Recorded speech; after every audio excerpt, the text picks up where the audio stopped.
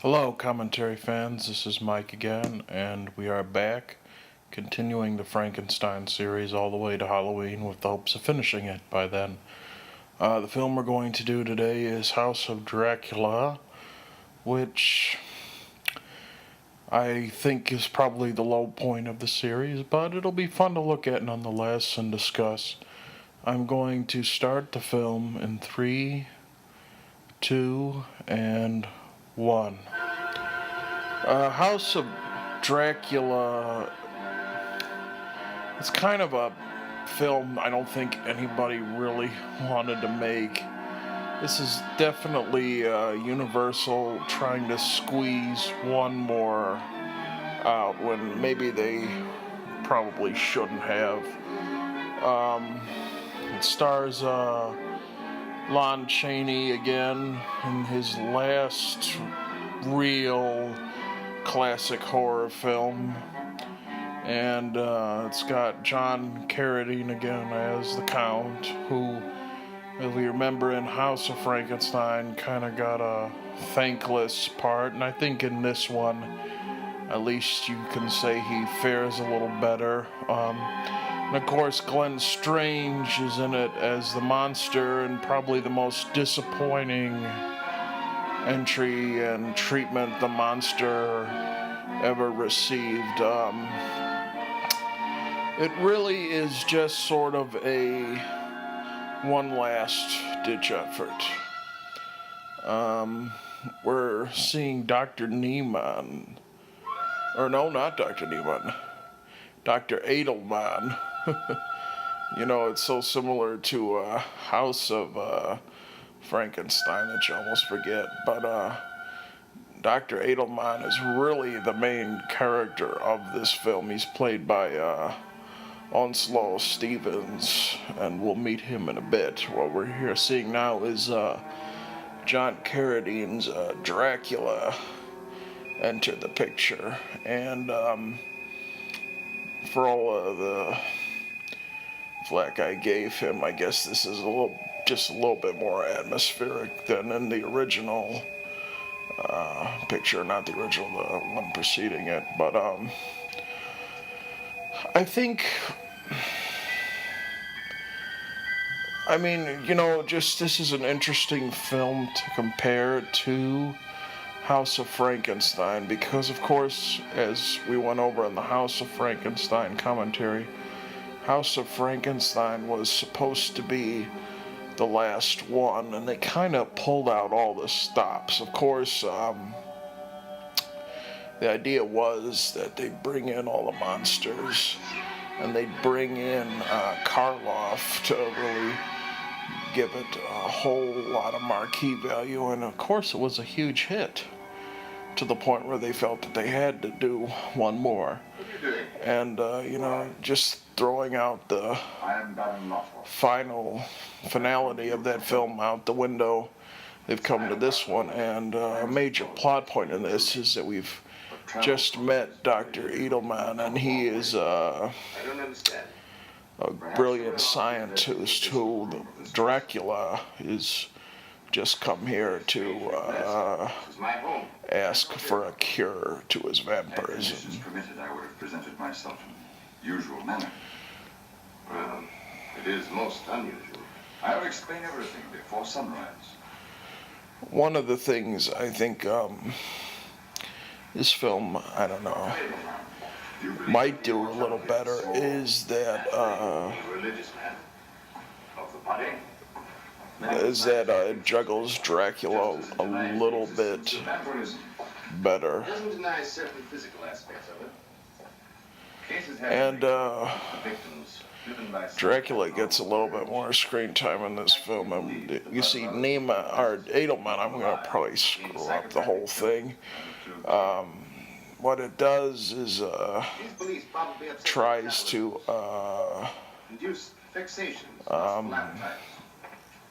you have a scientific explanation of the monsters. Edelman is explaining away vampirism as a blood disease and something to do with his metabolism that drives him mad. Proceed. And, you know, I mean, one thing we can say about this picture is that it's that B-movie goofy science at its best. One thing I'll say is that this set is pretty impressive here. I wonder if it's a piece that we've seen before. It looks sort of similar to the set from Frankenstein meets the Wolfman. See, these lines are that Carradine is given are pretty good, actually. You see before here a man who has lived through centuries being kept alive by the blood of innocent people. I mean, that's a good line, and it's very frank. But just going into what Carradine, I think, is pretty boring, really. He doesn't really have a lot of passion in the role. Because a single ray of sunlight falling on the vampire. Here they are explaining the vampire myth. You know, I think by this point in the film, and the one where they probably were sure that would, let us say that you were mistaken. you know, that they probably thought it was the last. Why would they have to explain all these myths again? Proceeding on the assumption that I would take your case. Your reputation for helping others made me certain that you would. You could effect a cure. I don't know. Dracula, I think this is sort of, I don't know, you know, like you can almost compare it to the idea that Carradine's vampire here, you almost compare it to the idea that, you know, the vampire doesn't want to be a vampire, sort of the cursed vampire. And I actually think that Dracula comes up pretty, I mean, like, as written, the script isn't terrible in terms of what it does with the character. I just think it's Carradine's performance that is sort of lackluster. Here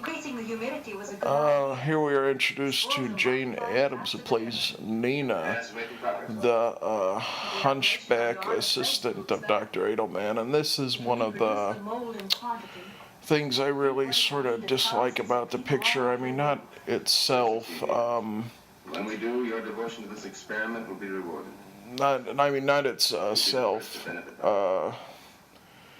I'm trying to articulate, not like the character itself, because she does a good job and she's very warm and everything in the role. But the picture kind of, I think, kind of a little exploitative, and just seeing all the posters from it. You see,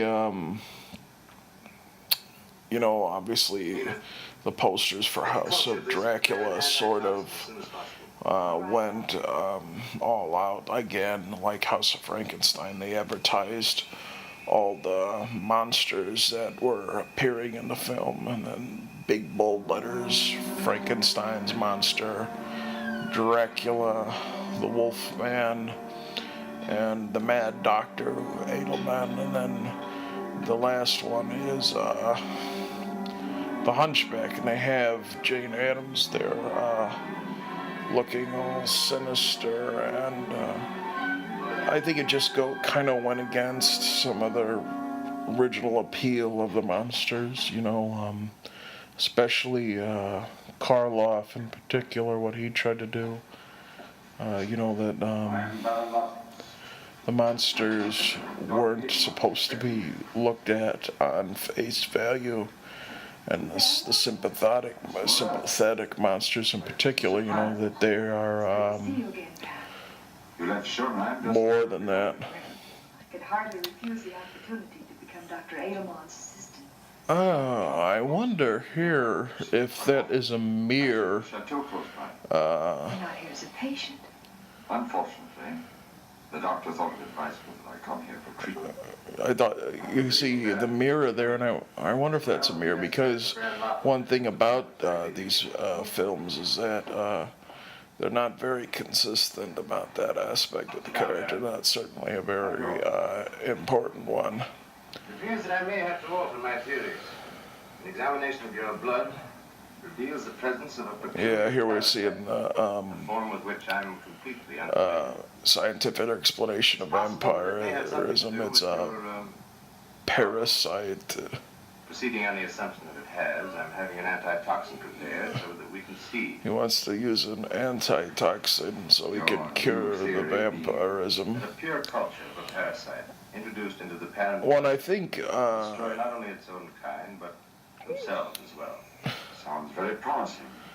Perhaps. what I think is interesting about this film It will take some time. is what Dracula's Meanwhile, your visits here end feel game impulse in this film. on the nights and the hours which I shall designate. Is I that understood? You're led to believe that he's sort of smitten with Edelman's nurse there, and that the whole thing is just sort of a ruse for him to get in, and so he can seduce her.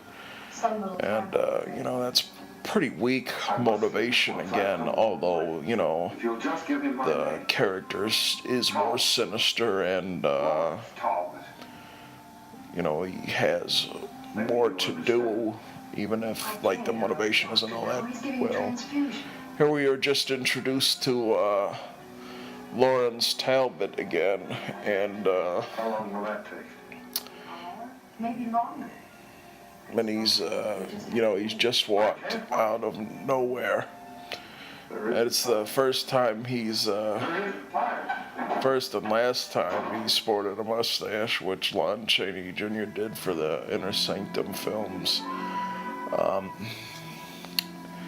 This film, above the others, and Your next appointment will be Thursday evening, Baron. above the others, is really, really bad in dealing with continuity with the last films.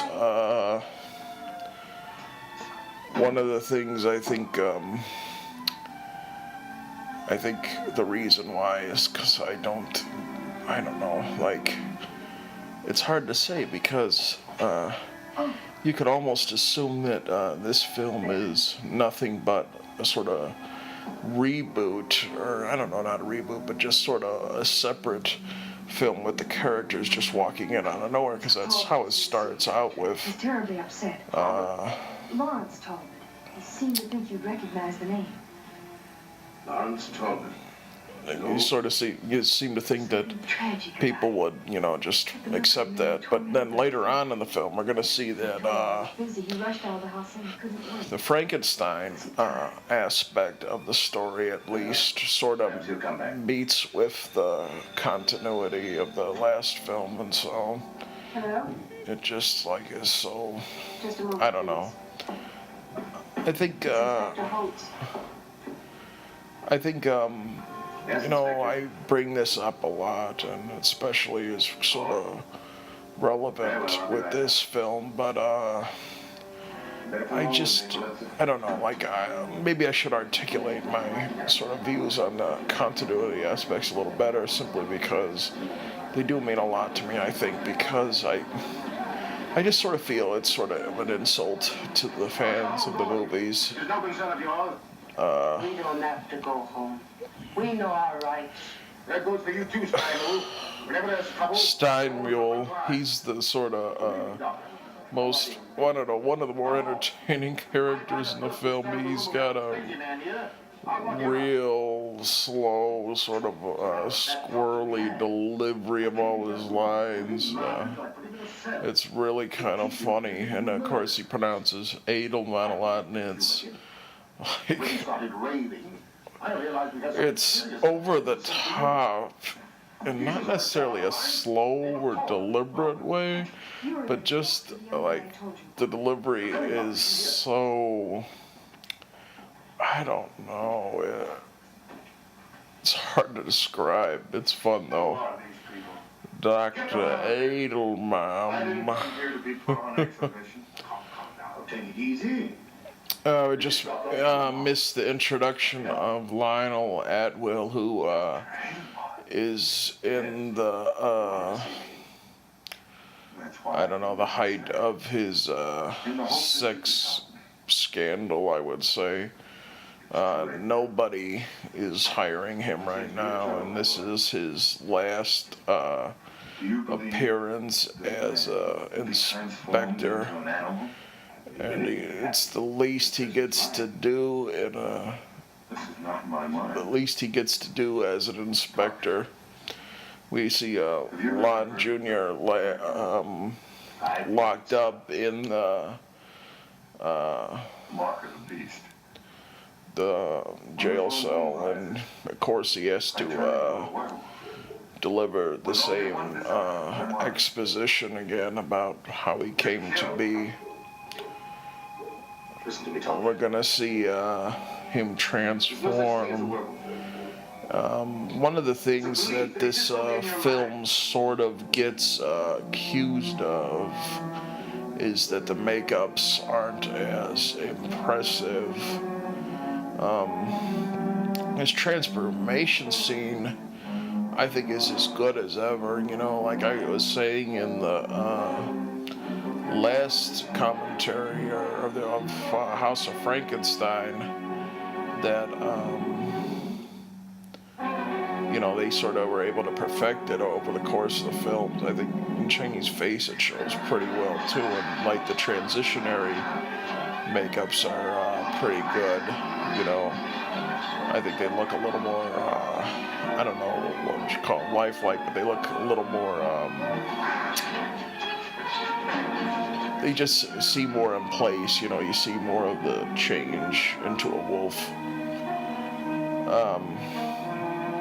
But as I was saying, you know, some people accuse this film kind of skimping out on the makeup. You know, that giant, Until morning. the giant fur on the top of his head seems to be a little, you know, not as drawn out or as imposing. I know one story I've heard is that Pierce used a lot of yak hair in the creation of the makeup, and that, you know, that was from Europe, and, you know, this being in the height of the World War, they sort of lessened the shipments and it was harder to get, so they kind of cut down a little bit with this film. I know he'll do whatever he can. This is actually the last major Jack Pierce monster creation makeup. What have you got?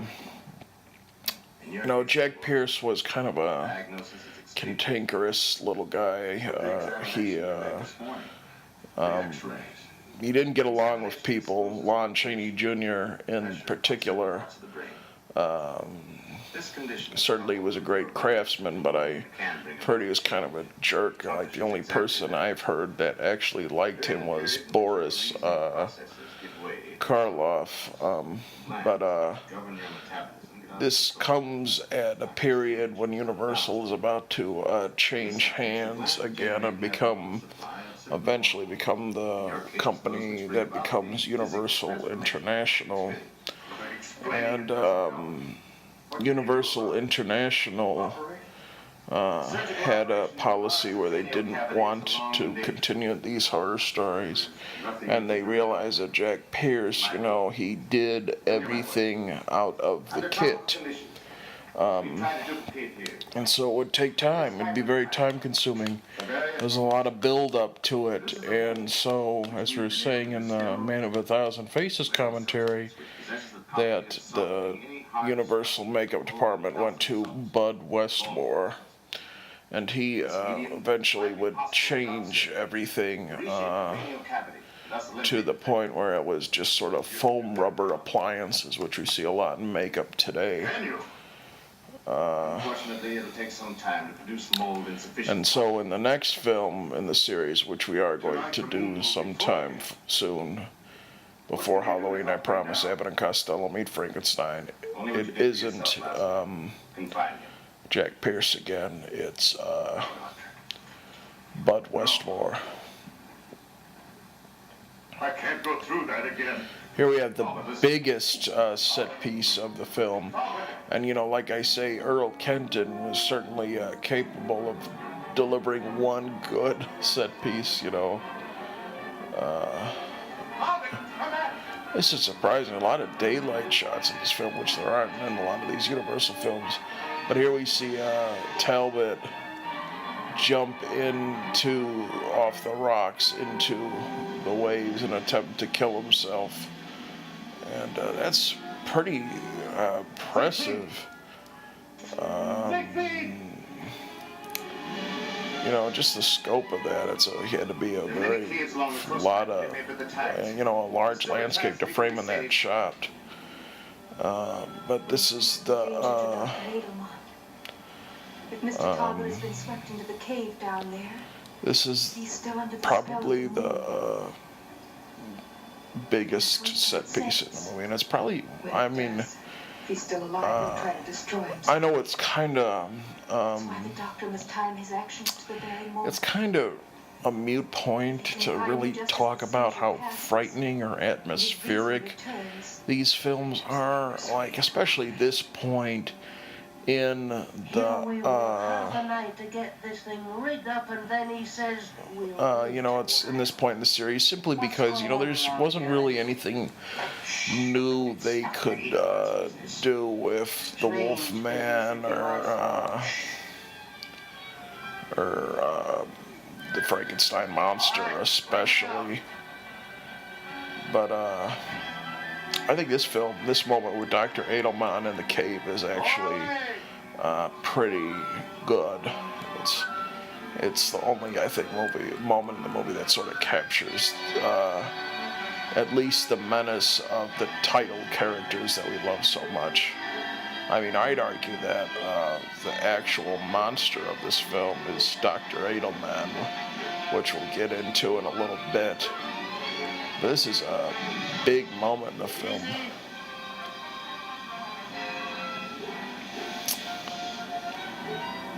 Here we have the stock music for the last time, which appeared in all of these movies. And it's pretty good stuff.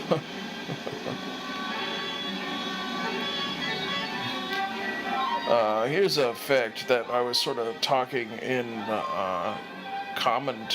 the comments about. One of the they brought up the fact that maybe Bela Lugosi was under consideration for House of Frankenstein, and from what I've heard, he was actually under consideration for this film. Or a few newspaper articles where he's tied his name to this one. And you know, you think about what character he would play. You know, you'd certainly hope that it would have been Dracula, but I think he could have done a really nice job as Dr. Edelman too.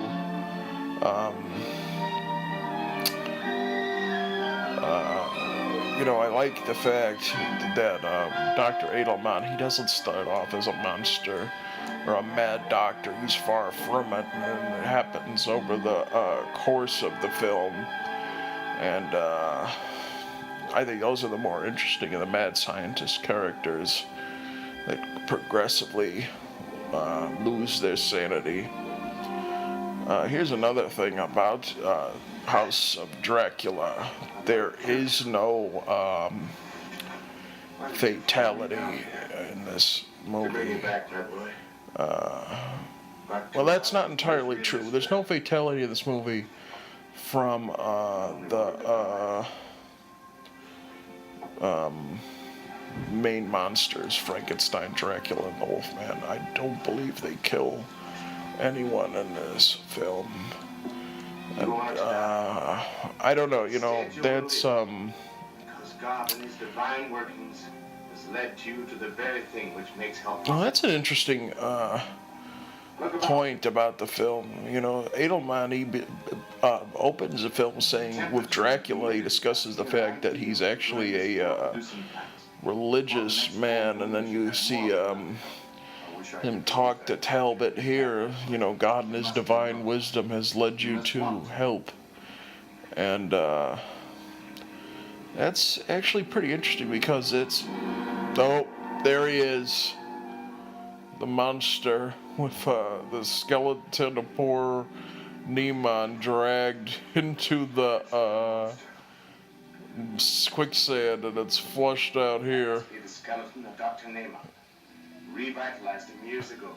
And I love, you see, that's that continuity. You see Edelman say, as the story goes, the villagers drove him into the quicksand, and after all these years, the mud has brought them here.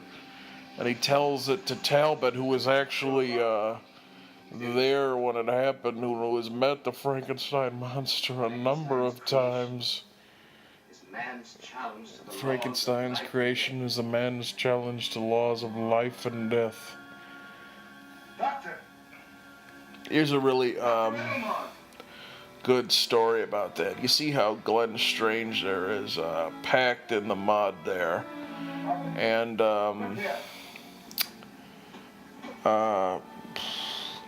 I guess like they had to do that a number of times, and I guess you know, it was cold and stuff, and so Lon Chaney Jr., you know, the whole story being that he was I love Lon Chaney Jr., but the fact is the man had a horrendous drinking problem, and he brought whiskey to Glenn Strange to drink through a straw, or from what I've heard, as he was stuck there, and that the two of them sort of developed a friendship over that. There's always a story that he brought up, and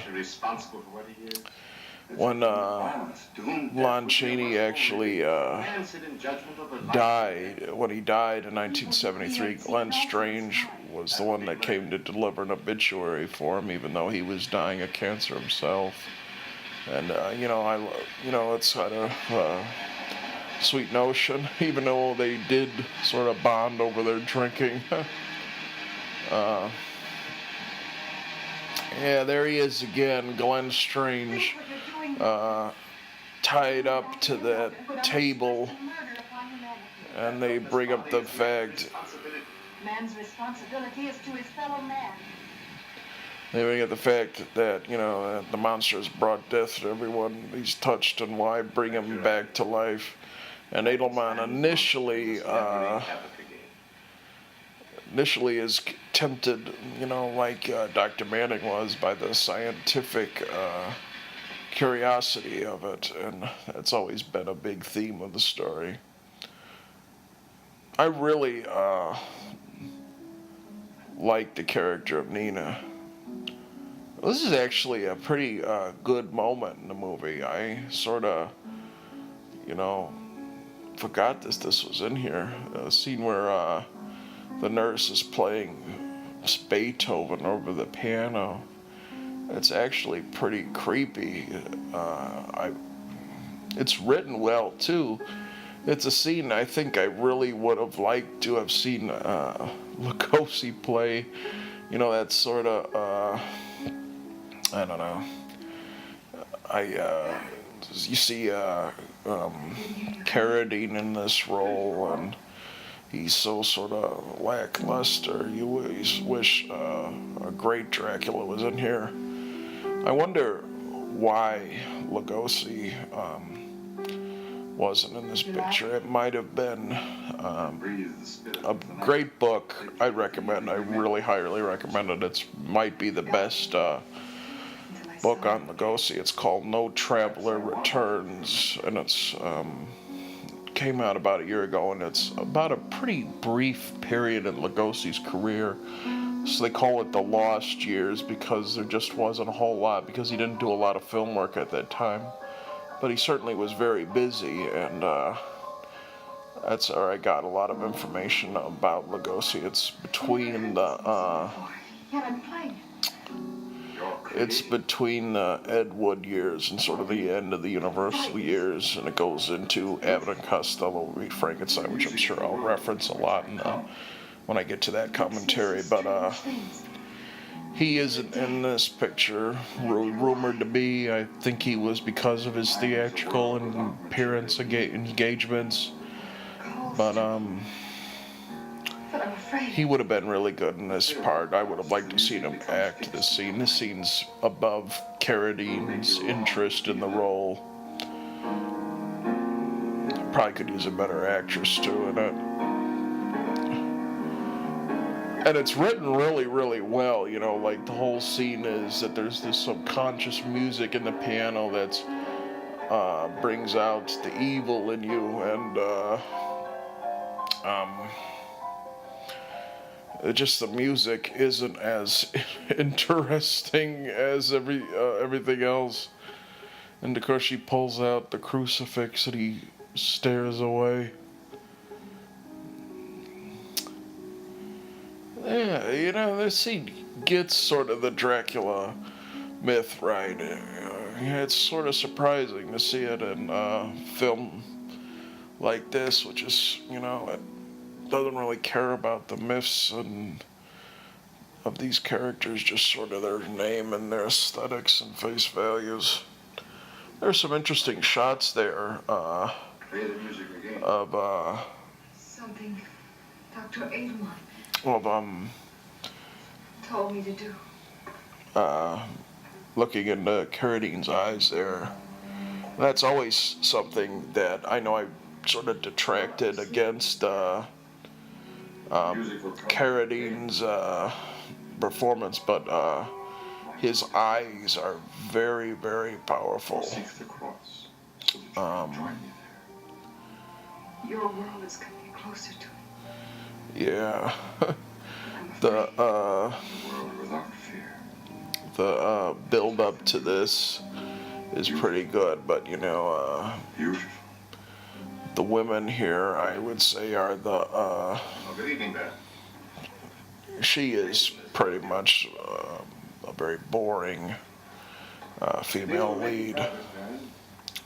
This photomicrograph of your blood reveals an odd condition, one which I can't account for as yet. What is it, Doctor? A different species of antibodies has appeared. Why were they so long as the treatments are proving successful? If the doctor effects a cure, he wants to know how he did it. Which is a little concern to the patient so long as he's being cured. Day after tomorrow? At the same time, See, this is kind of, I don't know, like, on the one hand, I guess it's kind of fun seeing this goofy B-movie science in this film, but, you know, you see Edelman spend the whole film trying to explain away what makes our favorite monsters tick, what's the origin of them, you know, the science behind it, like this above any other one. They've done that before, especially in the Frankenstein films, but it's just kind of I don't know, it's just kind of stupid, I think. I mean, and it isn't, oh wow, that's pretty scary. Those big scares. I mean, going back to what I was saying earlier, I'm sorry, I kind of got caught in there, but it just kind of, why do we want the monsters explained? Like, you know, I think the best horror films are about mystery and not trying to explain too much. And of course, you know, the audience's imagination is better than any thing that Earl Kentman could conceive and put on the screen.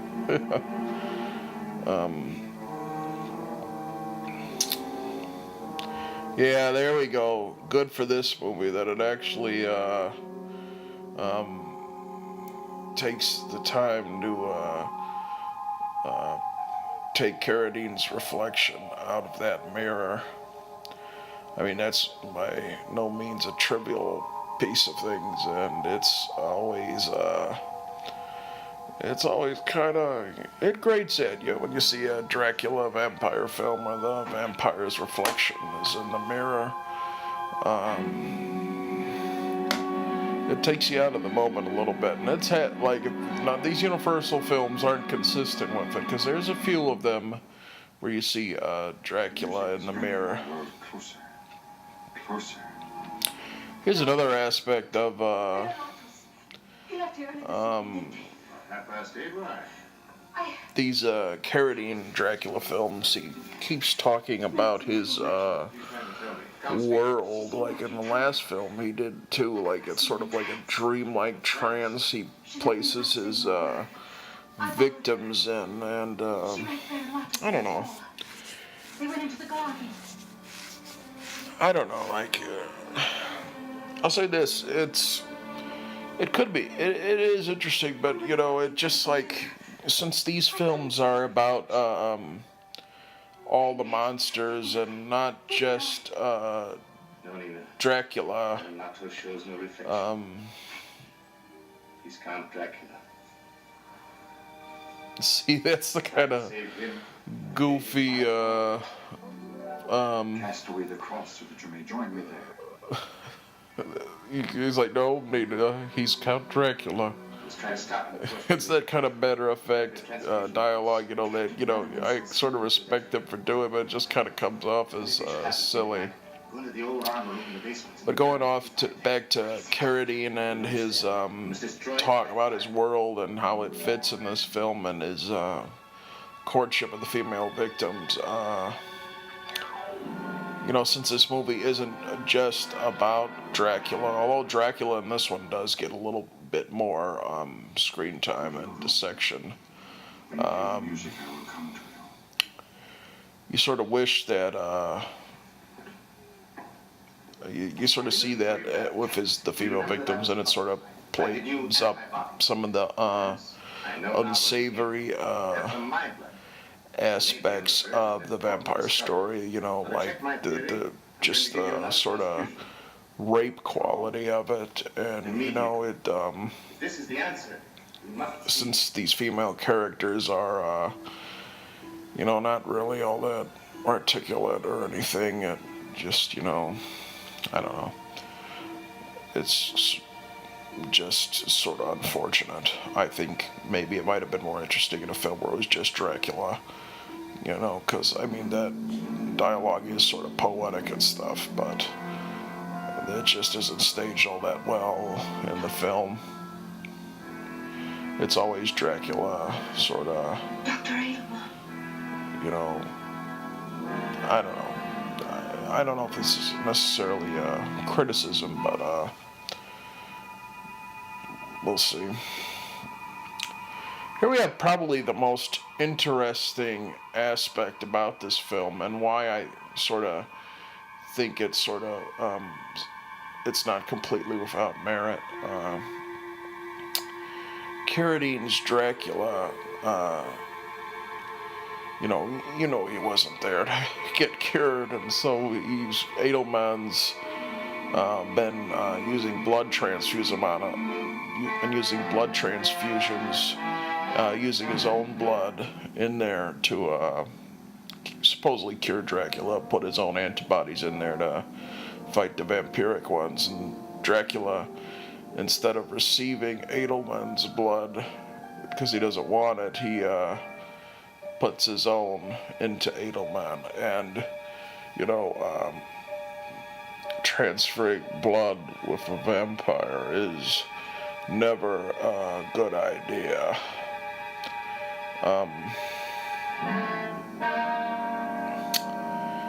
And they do interesting things with this aspect of the character.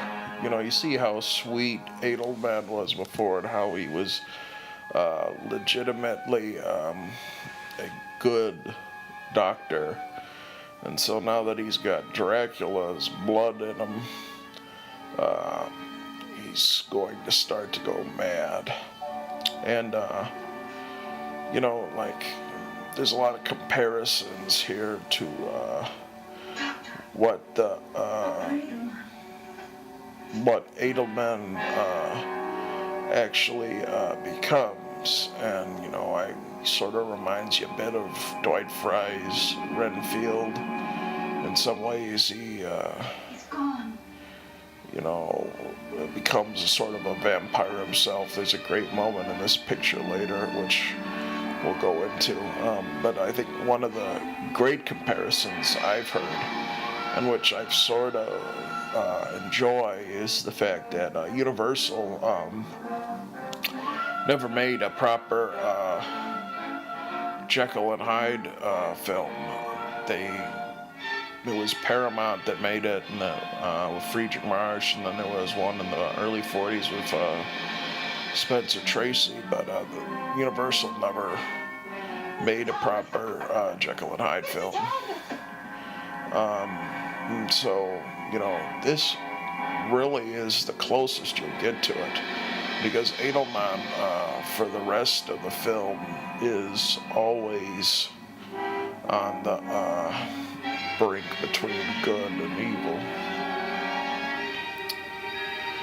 See, just the fact that they are after Dracula and use the crucifix on him is showing that Dracula is more than what he was in House of Frankenstein. And so, fans of the characters can really get into it. Really, this just becomes the Wolfman's. I don't even know if it is the Wolfman's movie, but he's still the focal point of the latter half of the film. And, why didn't they just come up with a different title? I guess the House of title was still kind of catchy. And of course, the fact is that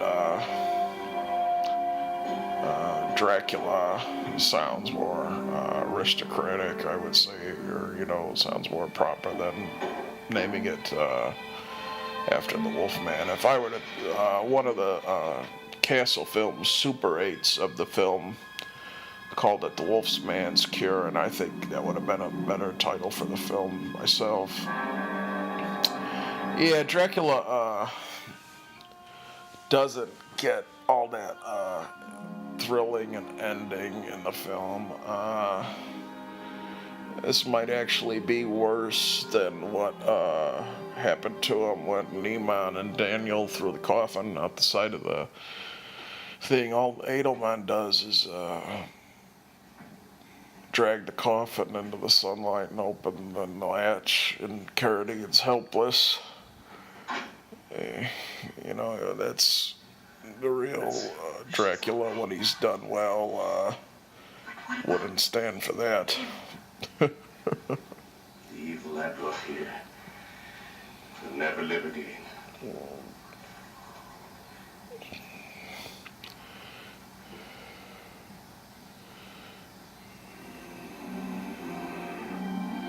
There we see that great sort of aspect of the Edelman character. He's starting to realize that something's in his blood, and Onslow Stevens is really great in this part. And it's something like, for a film like this that sort of just does the same stuff over and over again, this is at least sort of fresh. I love his eyes. They change pretty good. There's like, I don't know if it's makeup by Jack Pierce or just sort of the way he would use his face, but they like draw like bags under them when you sort of see the character sort of go mad. And you see the mirror, his reflection is going to sort of start disappearing because he's got something else in him.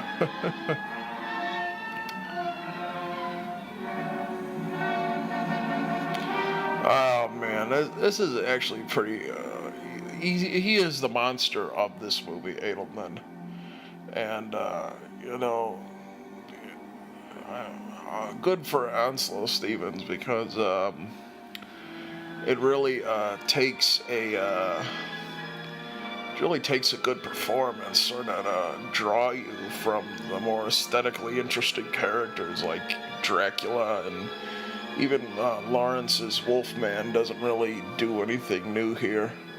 Here we have a dream sequence, and sort of the temptation here is that the monster sort of becomes what would happen if Edelman gave in to all the evil temptations, resurrecting him to life. And this is probably the most that Glenn Strange gets to do as the monster. You sort of see Edelman fantasize bringing the monster to life. And here's another pretty disappointing aspect of the film in this dream sequence. You see a few scenes of Karloff sprinkled into that dream sequence, even though Strange actually does a good job in the one scene you see with him that they filmed new, is that you see Edelman dragging him along and his huge imposing figure like swatting away a mob there. I mean, that's I would have liked to have seen drawn out rather than seeing clearly footage from Bride of Frankenstein in there that you've already seen before. And then on the other hand, that temptation to do evil, Frankenstein gave you eternal the temptation to evil is manifested by wanting to bring Frankenstein's monster back to life. But on the other hand, it's doing the right thing and doing surgery on Nina and making her beautiful again. Because that's one thing about Jane Stevens. She isn't bad looking. I don't know, you know what I mean? Like, she's a pretty girl, and all they did was slap a hump on her. And then the dream sequence, you see what she would look like without the hump. Go away. Leave me alone. Yeah, this is a. Dr. Edelman, I have some coffee for you. The laboratory isn't all that impressive, but sort of the lighting on Edelman is pretty good. Like, I'm convinced that, I think it is makeup now. I sort of remember it differently. I thought they sort of drug on his eyes, but that's one thing that, you know, there's a few good moments that Earl Kenton does with the shadows in his films. Certainly in the last film when you saw Daniel Daniel murder or try to strangle Dr. Neiman, and in this film you saw the part where just saw this sequence here. It's kind of framed pretty well. That's one thing too. You can tell when Edelman is in his spells pretty good, because Stevens wears it on his face. He looks utterly exhausted when he's not. Don't worry about that now. We're making fine progress. When he's not under the spell. Enough for 2 operations. No, there won't be for some time. But we do have enough for 1. I think so. And I must operate as soon as possible. On you. Doctor. You're right, Nina. I am ill. It's impossible to know what the future holds. There, Doctor. You mustn't talk like that. I'll operate tomorrow, Nina. Then you must operate on Mr. Talbot. See, this is why I really like this character, Nina. She does the right thing and says that they must operate on Talbot instead and do the right thing, because she realizes how much he's suffered. Can't stand the thought of him having to go through that again. Don't worry, we'll have enough. And we're not going to see.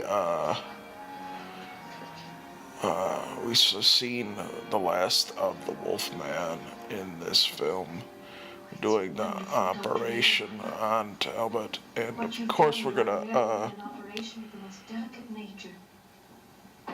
This way, the dangers of surgery didn't even exist. We can expect some nervous shock. Yeah, what they're doing is, I guess, putting some plaster on his head to, Possession might undo everything I hope we've accomplished. plaster on his head, I guess, to, you know, reduce brain surgery. And I didn't even get into the, All we can do now is hope. I didn't even get into how Edelman got to explain his Every minute must be devoted to producing Wolfman, concentrate. the scientific of the Wolfman. You know, it's even better than what we saw in Frankenstein. It's a Wolfman about life and death, plus the minus, minus the plus. But I'll have a lifetime in which to see. but we see later on that it was actually because of they already explained it. It was actually because of a hormonal imbalance. That you know, he was saying the hormonal imbalance actually transformed him into a wolf, and that they'll be able, if they operate on his head there, to Please don't think that I'm ungrateful. go and do, or you know. Time after time, people have tried to help me. Here's a good line. Time after time, people have tried to help me. Time after time, they failed. You won't fail, Larry. You must believe it won't. I tried See, from when I traced the knife one thing I'll give to this film's credit, until the full moon turns it into a thing of ugliness and horror. and one thing I'll say about this film is that those lines are good, and then, you know, the film, I'm sure if you've seen it by now, you find out that Until that what happens is that Larry actually is cured, and I'll never be ugly to you again, Larry. Believe me. it's a better ending for Larry, I think, than what we saw in House of Frankenstein. If that were the ending for that character, I think it would just be pretty disappointing. And, you know, since he's out of the picture, the horror here is coming from Edelman going nuts. Oh man, what we have are the cats. They're always a great indicator of what's within. This is a subplot I sort of like that's being introduced now. You see Talbot, he's bedridden and he's in this wheelchair, you know, and he sees Edelman rush out to you know, go on one of his mad spells, and of course, you know, instead of doing the wrong, you know, instead of being horrified, he appreciates what's going on because he knows that Edelman isn't a monster, that there's you know, a good man underneath, and he's cursed, and that's a good subplot. But here's the best, I think, I would say my favorite sequence in the film, because it's just brilliant acting on Onslow Stevens' parts. He's with Siegfried, a little peasant, and he's starting to intimidate him because he wants to murder him because he's got this vampiric bloodlust in him, and it's always about him. It's just a build-up, you know, mental torture. You know, you won't even look at me, Siegfried. I think I know what you're afraid of. You're afraid of me. And he's got that maniacal smile, and the film,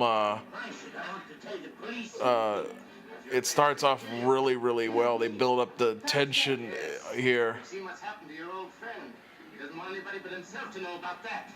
No, Doctor. I will never tell. That's right, Siegfried. You never will.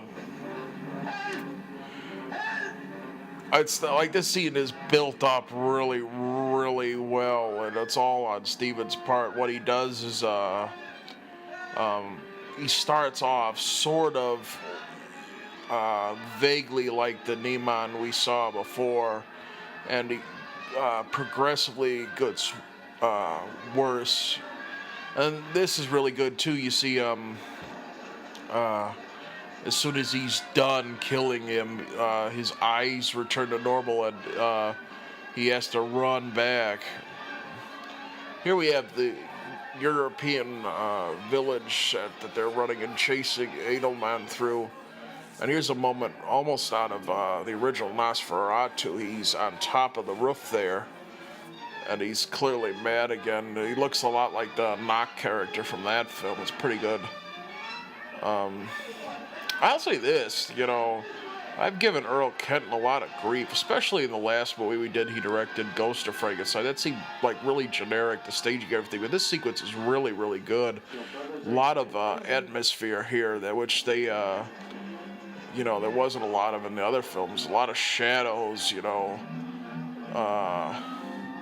like it reminds you almost of the best moments that these horror films had to offer. And so, like, this sequence is really, really good.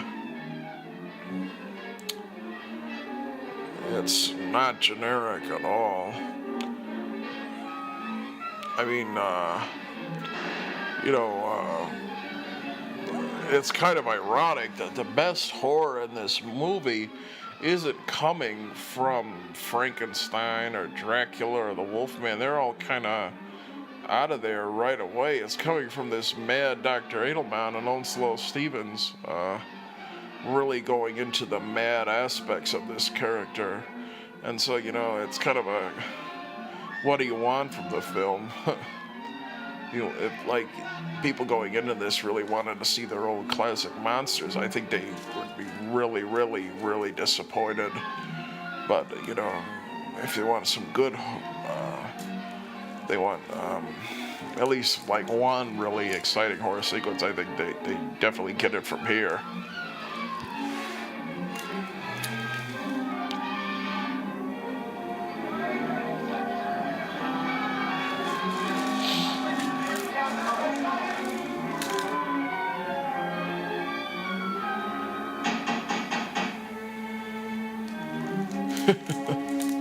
This is like a really interesting set. It looks almost like a European castle, and Lionel Atwill's entered the film again, and this is the stupidest Lionel Atwill character that we've seen yet. And they, I think they're blaming Talbot for it. Inspector, what is it? Your man Siegfried's been murdered. Siegfried? Murdered? By the person who rode into the village with him tonight. His throat was torn open as though by some enraged animal. Oh, So naturally, you see, I had good reason to. But he hasn't been out of the house for days. Not to your knowledge, perhaps. you see, this could have been Until an hour. done, Minutes ago. I think this film is sort of trapped by the fact that they had to have more than one monster in it. There's anything, there's any number of these stories might have been interesting. This one certainly could have if it was just about Edelman trying to cure Talbot. But then, then the Dracula story, as I was saying, Perhaps even his death. some of the dialogue Dracula gets is actually pretty good, but then it just doesn't deliver the same sort of effect had it was just it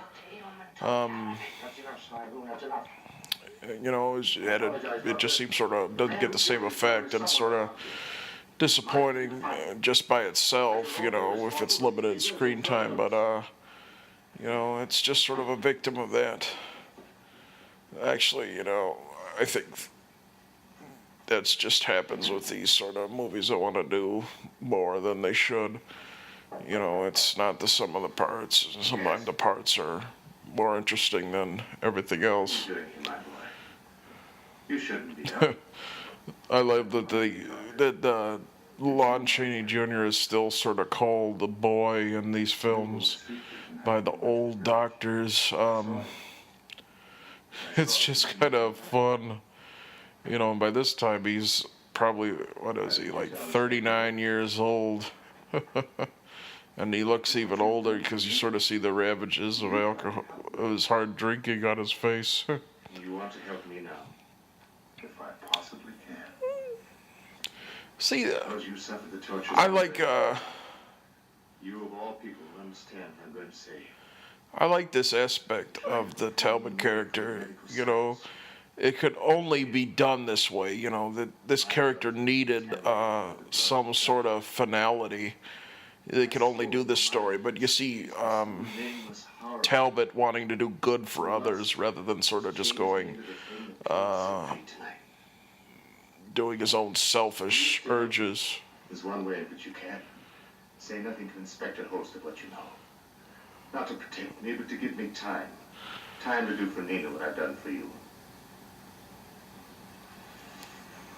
Yeah, this is another. This evil thing must be destroyed.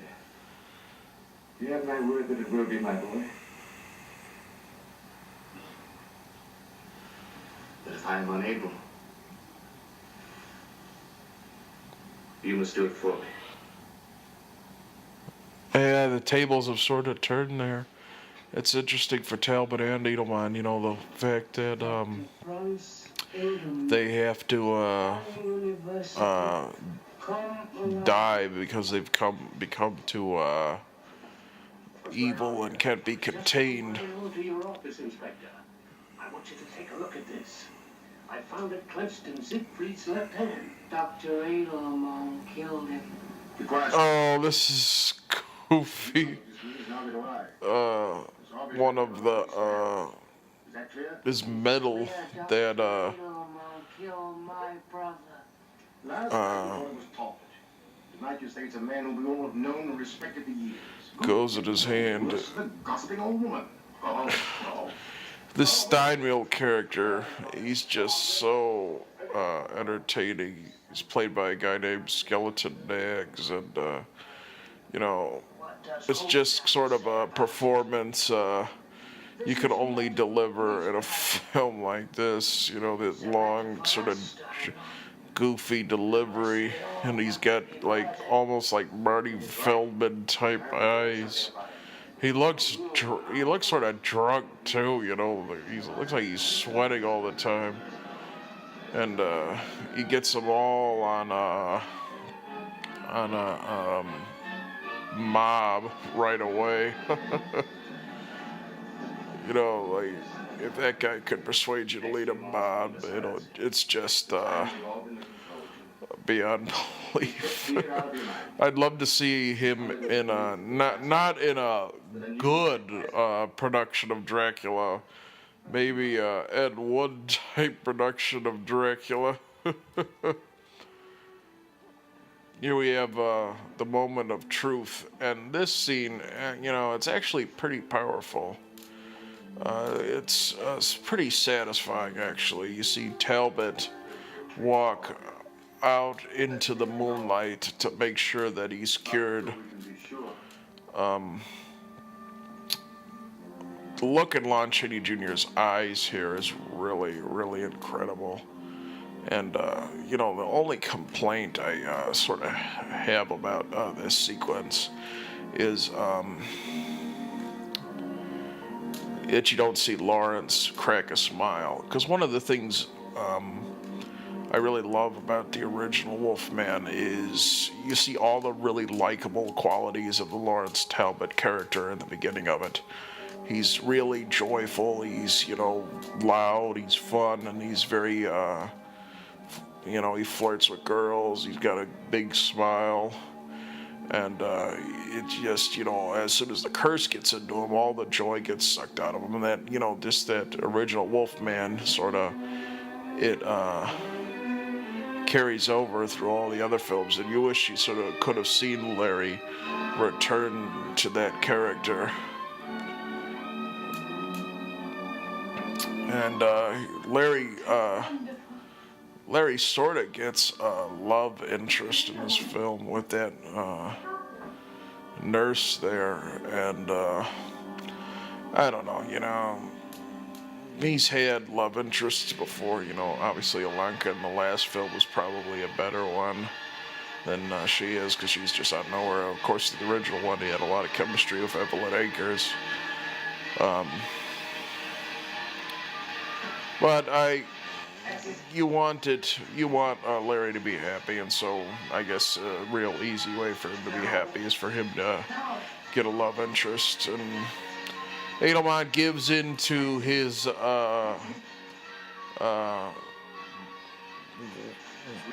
demons and brings the monster back to life with the standard lab equipment in there. Glenn Strange struggles to get up. You were spying on me, weren't you? No, I just wanted to find you. I wanted to tell you that I... You shouldn't have done that, Nina. See, there's some good things about this film, obviously, but You shouldn't have come here. this moment I particularly really I don't like people think is pretty cruel. You see Edelman murder Nina, and I just think that's just so disappointing. You know, you see that character was marketed as nothing but a hunchback on the marquee, and Larry wins the blonde. If I were to write this film, I don't like people who break their promises, Mr. Toll. if I were to write this film, I would have had him get together with Nina. I think it would have been more interesting, you know, the fact that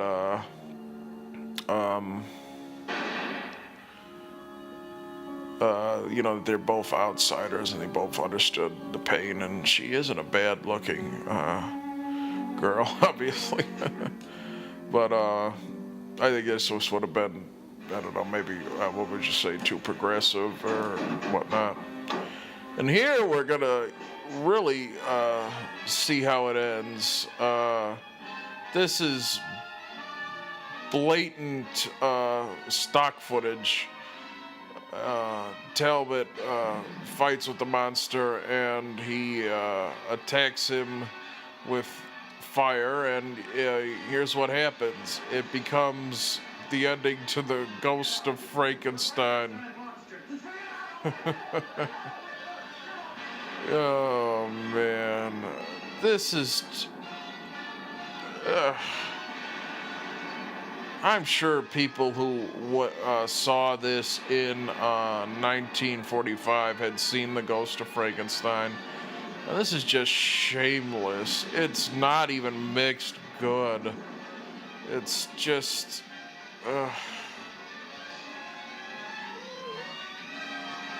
for all the goodwill that some of the moments that film had, that's just a shameful way to end that series. I guess the temptation was too great to go into another monster movie, and as a conclusion, in some ways it works, and it has some interesting moments, but you could definitely see why it's one of the lesser films in the series. Even though the Edelman character is interesting, it's just more of the same, nothing new. And although we get to see Larry cured, we get to see our old friend the monster treated the worst he's ever been. So it's a mixed bag. I can't say it's a bad film, but it's definitely the least of them all. Until next time, we're going to be doing more Frankenstein next time, so keep an eye out for it, and I hope to see you again soon, and I hope you guys enjoyed this commentary. And like I said last time, there's going to be a lot more treats coming with Halloween on the way. We're almost winding down on the Frankenstein series, so hope to have that complete by Halloween so you guys can have a marathon of me. Until then, have a good one and enjoy. I wonder if it's a piece that we've seen before. It looks sort of similar to the set from Frankenstein meets the Wolfman. See, these lines are that Carradine is given are pretty good, actually. you see before here a man who has lived through centuries being kept alive by the blood of innocent people. I mean, that's a good line. It's very frank. But just going into what Carradine, I think, is pretty boring, really. He doesn't really have a lot of passion in the role. Because a single ray of sunlight falling on the vampire. Here they are explaining the vampire myth. You know, I think by this point in the film, and the one where they probably were sure that would, Let us say that you were mistaken. you know, that they probably thought it was the last. Why would they have to explain all these myths again? Proceeding on the assumption that I would take your case. Your reputation for helping others made me certain that you would. You could effect a cure. Frankenstein, because of course, as we went over in the House of Frankenstein commentary, House of Frankenstein was supposed to be the last one, and they kind of pulled out all the stops. Of course, the idea was that they'd bring in all the monsters, and they'd bring in Karloff to really give it a whole lot of marquee value, and of course it was a huge hit, to the point where they felt that they had to do one more. And, you know, just throwing out the finality of that film out the window, they've come to this one. And a major plot point in this is that we've just met Dr. Edelman, and he is a brilliant scientist who Dracula is just come here to ask for a cure to his vampirism. Permitted, I would have presented myself in the usual manner. Well, it is most unusual. I will explain everything before sunrise. One of the things I think this film, I don't know, might do a little better is that Strange is in it as the monster, and probably the most disappointing entry and treatment the monster ever received. It really is just sort of a one last ditch effort. We're seeing Dr. Niemann, or no, not Dr. Niemann, Dr. Edelman.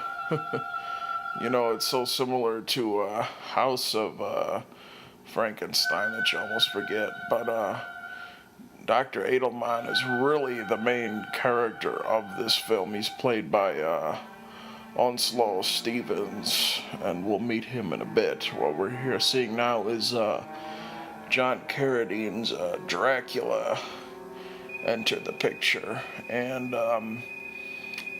for all of the flack I gave him, I guess this is just a little bit more atmospheric than in the original picture, not the original, the one preceding it. But I think,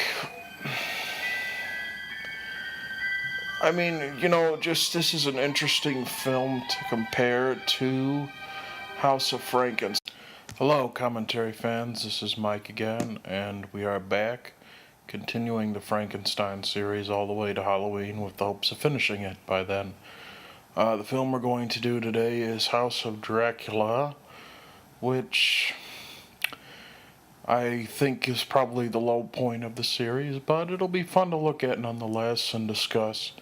I'm going to start the film in 3, 2, and 1. House of Dracula, it's kind of a film I don't think anybody really wanted to make. This is definitely Universal trying to squeeze one more out when maybe they probably shouldn't have. It stars Lon Chaney again in his last real classic horror film. And it's got John Carradine again as the Count, who If you remember in House of Frankenstein, kind of got a thankless part, and I think in this one, at least you can say he fares a little better. And of course, Glenn's Of the body. is that it juggles Dracula a little bit Vampirism better. doesn't deny certain physical aspects of it. Cases have And victims driven by Dracula gets a little bit more screen time in this film. And you see Nema or Edelman, I'm gonna probably screw up the whole thing. What it does is These beliefs probably upset tries the to induce fixations give a scientific speculative nature, particularly the supernatural. explanation of the I find it difficult to believe that a human being monsters. by feeding upon the Edelman is explaining away vampirism as a blood disease and something to do with his metabolism that drives him mad. And, you know, I mean, one thing we can say about this picture is that it's that B-movie goofy science at its best. One thing I'll say is that this set is pretty impressive here. I wonder